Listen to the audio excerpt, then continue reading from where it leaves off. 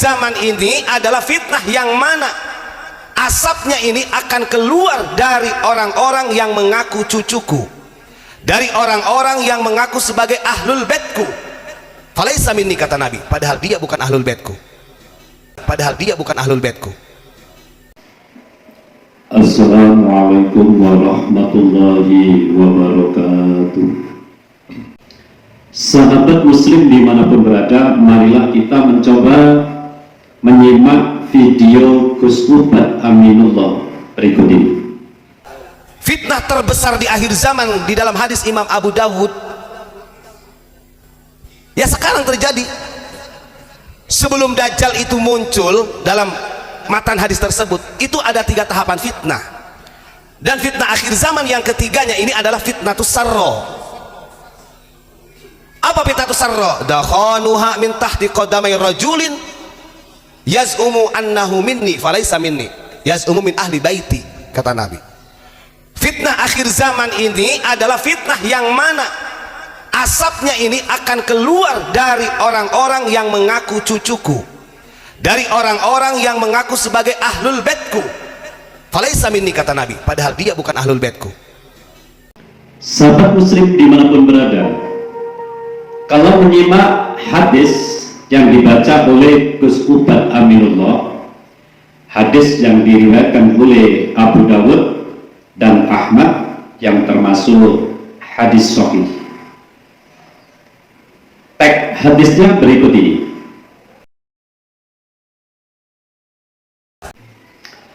Sahabat muslim dimanapun berada, bisa juga di akhir zaman ini masalah habaib, yang mana tesis Kiai Imaduddin Usman Al-Bantani di dalam kitab Nasab abad ke-4, 5, 6, 7, 8, 9 ini tidak menyebutkan anak dari Ahmad bin Isa.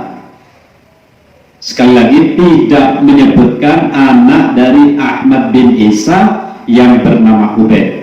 Ahmad bin Isa di dalam kitab ini, lihat yang punya nanti di rumah, pada halaman ke-127 dikatakan, ini kitabnya kitab abad ke-6 Hijriah, wa amma Ahmadu al-Abah fa'aqibuhu min salasati banin. Adapun Ahmad al-Abah yang disebut juga Ahmad bin Isa, fa'aqibuhu min salasati banin, maka keturunannya ada dari 3 anak. Muhammadun Abu Ja'farin bin Rayyi, yang pertama adalah Muhammad Abu Ja'far di kota Ray di Iran. Wa Ali bin Ramallah, dan Ali adanya di Ramallah Palestina. Wal Husain aqibuhu binaisabura, dan Husain yang nanti dia punya keturunan di Naisabur. Anak Ahmad bin Isa ini cuma 3, tidak ada anaknya namanya Ubaid. Ini kitab dikarang oleh seorang ahli sunnah wal jamaah, namanya Imam Fakhruddin Ar-Razi, yang juga mengarang kitab tafsir Mafatihul Ghaib. Nah, itu kitab abad ke-6. Jelas ya, itu kitab abad ke-6 yang dibaca. Lantas di abad ke-9 atau abad ke-10 baru ada karangan kitab yang dikarang oleh kelompok habaib, keluarga habaib. Ini menyatakan bahwa Ubaidillah adalah anak dari Ahmad bin Isa. Jadi kejanggalan ini, kenapa saudaranya yang 3 itu di kitab sezaman ada di abad 4, 5, 6, 7, 8, lantas baru ada di abad ke-9-nya? Tentu inilah yang menjadi masalah, perlu untuk dicurigai. Namun klaim ini belum bisa dibantah secara data, memang tidak menemukan kitab abad ke-4, 5, 6, 7, 8 yang menyebutkan nama Ubaid. Nasab Balawi bermula dari Ubaidillah yang katanya anak dari Ahmad bin Isa. Ahmad bin Isa wafat tahun 345 Hijriah. Maka untuk mengetahui kebenaran siapa anak-anaknya, kita harus menemukan sumber sezaman dengan Ahmad bin Isa yang menyatakan bahwa ia mempunyai anak bernama Ubaidillah. Namun sumber sezaman itu tidak ada. Para peneliti baru bisa mendeteksi nama-nama anaknya selang 93 tahun setelah beliau wafat. Dan di situ tidak ada nama Ubaidillah disebut sebagai anak Ahmad bin Isa. Ada 3 kitab abad ke-5 yang ditulis yang berhasil ditemukan. Abad ke-6, 1 kitab. Abad ke-7, ada 1 kitab. Ada 2 kitab di abad ke-8. Dan ada 1 kitab abad ke-9 yang ditemukan. Semua kitab tersebut menyebut nama anak-anak Ahmad bin Isa, tapi semuanya tidak menyebutkan bahwa Ahmad bin Isa mempunyai anak bernama Ubaidillah. Ubaidillah disebut sebagai anak Ahmad bin Isa baru muncul 550 tahun kemudian dalam kitab internal keluarga para Habib. Kitab tersebut adalah kitab Al-Burqah Al-Mushikoh karya Habib Ali bin Abu Bakar As-Sakron. Kitab internal keluarga yang tidak mempunyai penguat sedikit pun dari sumber eksternal. Ada manuskrip semi-eksternal, namanya kitab Al-Jauhar Syafaf yang dikarang oleh Al-Khatib. Kenapa disebut sumber semi-eksternal? Karena Al-Khatib diketahui murid dari Habib Abdurrahman dan Habib Abu Bakar. Keduanya adalah kakek dan ayah dari Habib Ali As-Sakron pengarang Al-Burqah. Al-Khatib dan As-Sakron hidup satu kampung dan satu masa. Sangat besar kemungkinan, materi dan substansi tentang silsilah para Habib itu adalah hasil diskusi keduanya. Jadi, walaupun Al-Khatib wafat lebih dahulu dari As-Sakron, salah satu dari mereka berdua bisa dimungkinkan sebagai pionir dari konstruksi nasab para Habib tersebut. Sehingga jawabannya dibutuhkan hanya ini. Itu. Karena yang menjadi masalah adalah kelompok habaib dari Ubaidillah.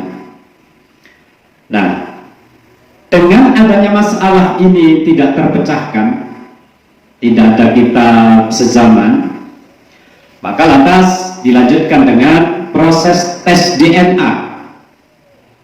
Tentu saja tes DNA ini kalau dijadi penentu nasab ya tidak bisa dijadikan penentu karena belum ada kepastian hukum di dalam syariat, tapi bisa membantu mempositifkan, membantu akurasi sebuah nasab yang dipermasalahkan.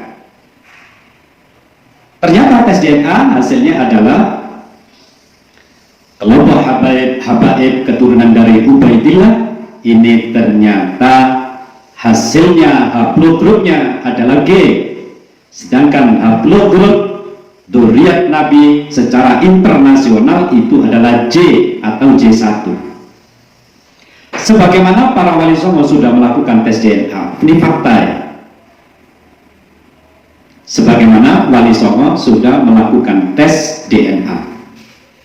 Dan keluarga wali songo Indonesia ini haplogrupnya adalah J. Fakta di lapangan ini, fakta. Maka dari itu tidak diragukan kalau kelompok wali songo ini adalah keturunan Rasulullah, walaupun mereka tidak membangga-banggakan seperti Habib dari keturunan Ubaidillah atau klan Ba'alawi. Karena wali songo adalah sayyid syarif keturunan Nabi yang asli, baik dari jalur laki-laki maupun jalur perempuan. Tetapi Ba'alawi yang mengklaim sebagai keturunan lurus laki-laki adalah batal dari 3 sisi, dari sejarah, dari kitab nasab, dan dari genetika, mutlak batal.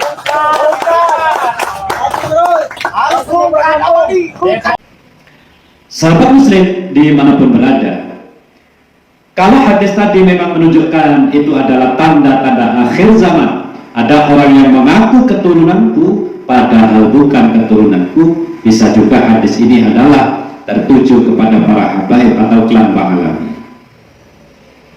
Batalnya nasab dari klan habaib atau Ba'alawi sambung terhadap Rasulullah ini dibatalkan ini dengan banyak argumen. Argumen yang ada sekarang itu adalah kitab nasab sezaman yang tidak bisa ditemukan.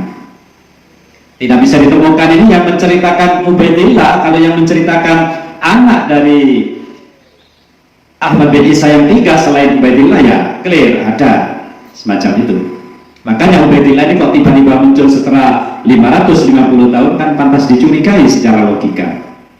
Dan lantas dilakukan tes DNA, nyatanya memang bukan. Ini termasuk dasar yang kuat. Dasar yang kuat. Termasuk pernyataan dari keluarga Sidogiri yang menyatakan bahwa Wali Songo, keluarga Sidogiri yang lewat jalur Wali Songo itu memang terputus dari klan Ba'alawi, tidak lewat klan Ba'alawi secara sahih dan sudah mendapatkan nakobah atau isbat atau irsyad dari nakobah internasional secara clear. Ben Nur Hasan le ngajuaki Basror Basaiban Sulaiman Basaiban 10 bulan hadal makhtutat ghairu sahih. Maroko aja jawab daya, Damaskus aja jawab daya, Turki aja jawab daya, ghairu sahih Basaiban ya. Terus nomor 2 dari Nakib Pakistan menyatakan bahwasanya Abdurrahman Basaiban ada sehijrah di Indonesia. Nakib Pakistan. Disinilah perlunya atau wajibnya kita berkeyakinan bahwa memang klan Ba'alawi ini benar-benar putus secara nasab kepada baginda Nabi besar Muhammad SAW. Dan justru yang memang sangat diharamkan bagi yang mengerti permasalahan ini, diharamkan mengakui klan Ba'alawi adalah keturunan Nabi. Ya diharapkan karena menasabkan kepada orang lain yang bukan nasabnya itu adalah haram.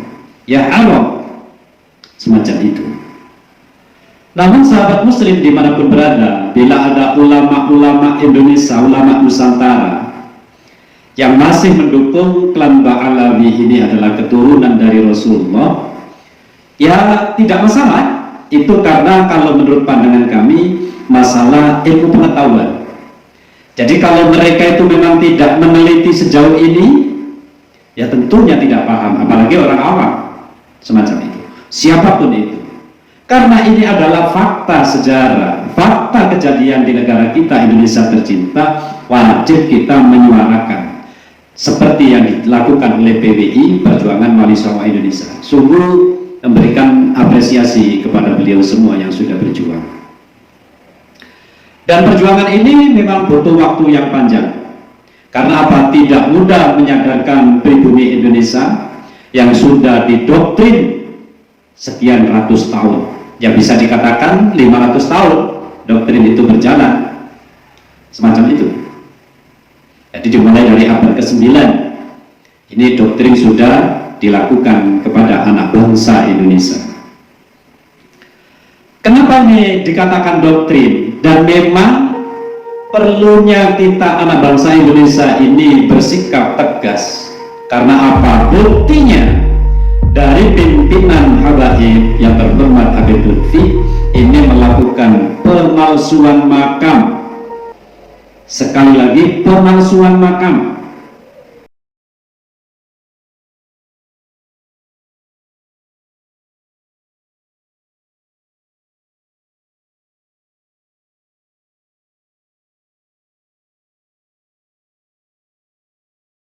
Atau pembelokan sejarah kata lainnya.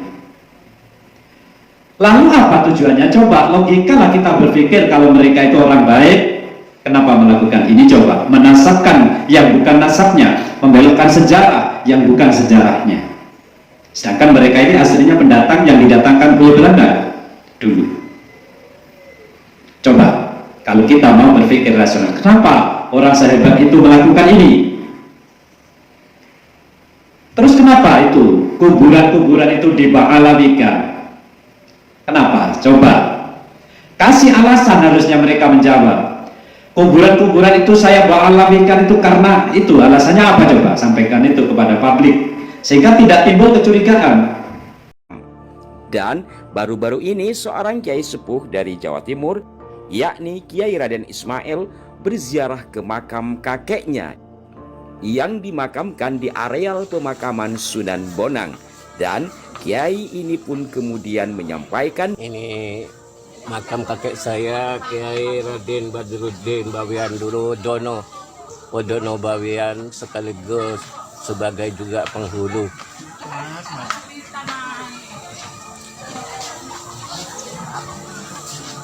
Ini sekarang banyak makam para Habib.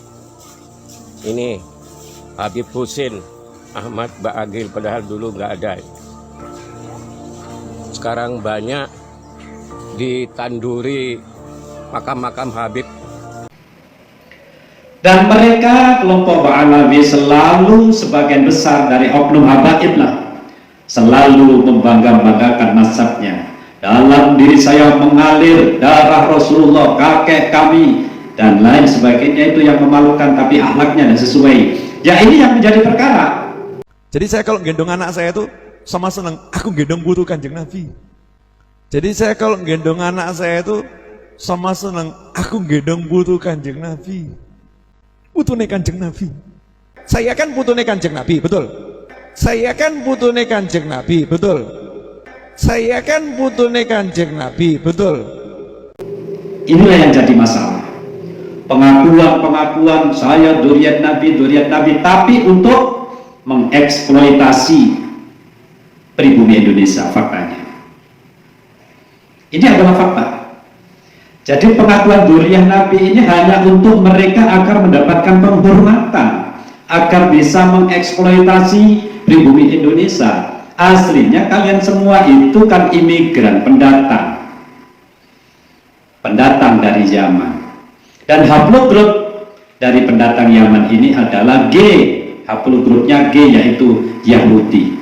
Sebagaimana Profesor Quraisy Shihab, ini juga haplogrupnya adalah G. Dan itu pun tidak ada masalah, apapun haplogrupnya. Yang penting kita semua itu adalah berakhlakul karimah di antara umat Islam yang satu dan umat Islam yang lain. Tidak merendahkan. Lah selama ini yang terjadi, banyak dari oknum habaib itu yang merendahkan ulama-ulama Nusantara, banyak mengeksploitasi pribumi Indonesia dengan minta sejumlah uang, dengan mengawini beberapa gadis. Itu kan sudah fakta di lapangan. Buat Nabi nih, jangan main-main loh.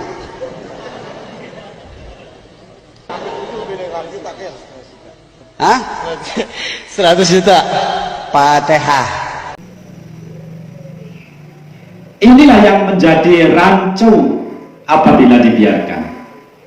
Kalau sejarah dibiarkan, memalsukan makam dibiarkan, pembelokan sejarah, ini semua akan menjadi fitnah yang besar yang akhirnya akan menjadi permusuhan seperti saat ini. Lah kalau kita husnudan, saya kira husnudan itu kalau kita tidak punya referensi dalil untuk membatalkan kelan Ba'alawi, tapi kita punya dalil. Apa dalilnya? Yaitu pengkajian kitab nasab dan tes DNA. Itu aja yang minim, dua tersebut. Kalau dilanjutkan ya tadi itu pembelokan sejarah. Kenapa mereka lakukan? Memba'alawikan makam. Kenapa? Itu semua adalah niat buruk yang tersembunyi di antara kalian. Apabila ada ulama-ulama yang mendukung mereka, itu karena para ulama tersebut memang bagian dari kelompok habaib. Entah itu besannya, entah itu pernah berguru kepadanya, apakah mungkin temannya, atau mungkin pernah diuntungkan oleh kaum Ba'alawi. Tentu mereka tidak akan membela perjuangan Wali Songo untuk menegakkan Indonesia ini dari penjajahan klan Ba'alawi secara tidak langsung.